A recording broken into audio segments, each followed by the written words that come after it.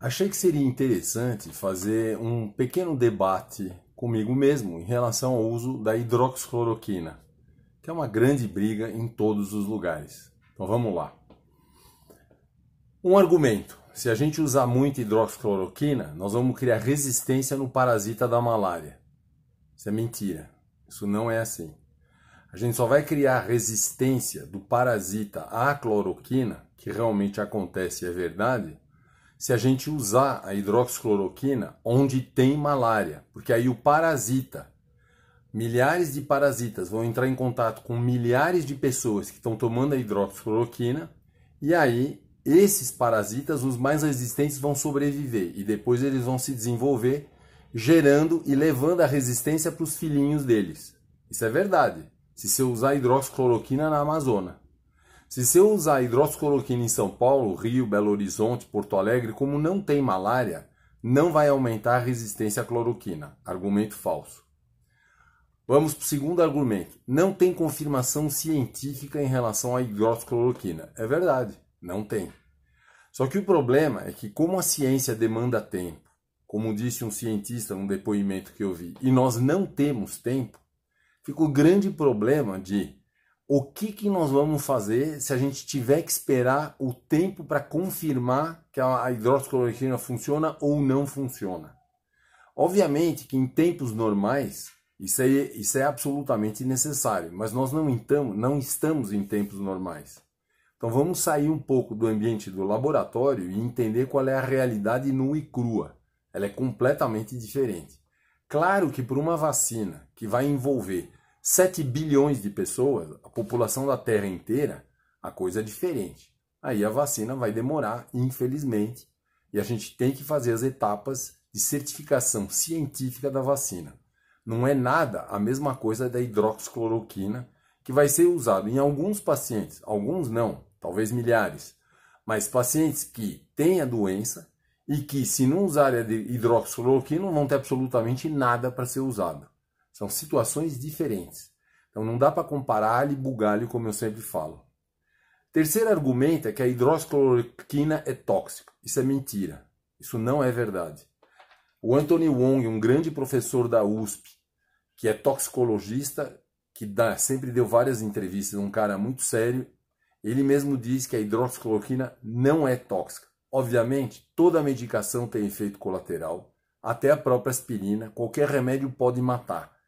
Então, o problema da hidroxicloroquina é que precisa saber usar, precisa fazer um eletrocardiograma antes de usar e, eventualmente, depois que usa, acompanhar com eletrocardiograma. Mas, usado assim, a hidroxicloroquina é super tranquilo. E só vai ser usada 5 dias. Então, isso não é um problema.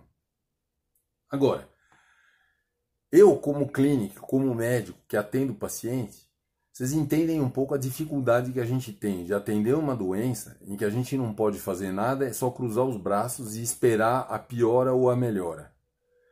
Se eu, como clínico, enfrento esse problema, imagine o paciente. Então eu acho que essa é uma hora para a gente ter um pouco de empatia, parar de brigar e de exigir que a ciência venha a termo para nos dizer se ela realmente é eficiente ou não, que é uma coisa extremamente necessária. Não estou dizendo que não seja. A ciência é o que me permite hoje ser médico e me permite hoje viver em condições melhores do que a gente vivia há 300 anos atrás. Só avançamos graças à ciência. Mas num tempo de guerra, a gente não pode mais começar a achar que os paradigmas da ciência não podem ser, não é quebrados, mas também não é transformados, mas eles têm que ser encarados de uma outra maneira. Isso é muito importante para a gente não ficar muito, digamos assim, enquadrado dentro de uma regra que, de repente, numa situação vale, mas numa outra talvez valha menos. Continua valendo a regra da ciência e a gente tem que avisar para o paciente que ele está fazendo um tratamento experimental, isso é muito importante, para que o paciente possa escolher o que ele quer. Hoje em dia, com a internet, o paciente tem um mundo científico na palma da mão e ele pode se informar. Os críticos vão dizer sim, mas o Bolsonaro recomendou, o Trump recomendou. Sim, mas eu não me trato com Trump nem com Bolsonaro, eu me trato com o meu médico. E é com ele que eu discuto as opções. O Trump e o Bolsonaro podem falar o que eles quiserem, problema deles. Mesma coisa o Dória. Qualquer um pode falar o que quiser. Eu vou no médico, peço a opinião dele, ouço o que ele tem para me dizer a favor e contra, isso é honestidade e todo mundo tem que fazer, e aí eu escolho. Já tive pacientes que optaram por tomar hidroxicloroquina e já tive pacientes que se recusaram a tomar hidroxicloroquina. Tudo bem. É o paciente que opta. Graças a Deus, hoje, o paciente, com a informação que ele tem, ele faz a escolha. A gente não pode manipular o paciente e impor o que eu, médico, quero que ele faça. Isso não está certo. O correto é o paciente optar depois de ter entendido os prós e os contras, as restrições, as eventuais vantagens, e o paciente opta. Isso é que é justo. Claro que o paciente está sob uma pressão intensa, porque ter o Covid hoje assusta muito, eu entendo. Mas é o paciente que tem que optar. Isso é fundamental e é um direito do paciente que, graças a Deus, mudou. Porque antigamente o médico mandava, o paciente obedecia. Hoje em dia isso acabou. O médico tem que descer do pedestal e respeitar o paciente como um ser humano íntegro, capaz de entender as opções que ele pode adotar para a sua vida e respeitar essas opções. Isso é fundamental.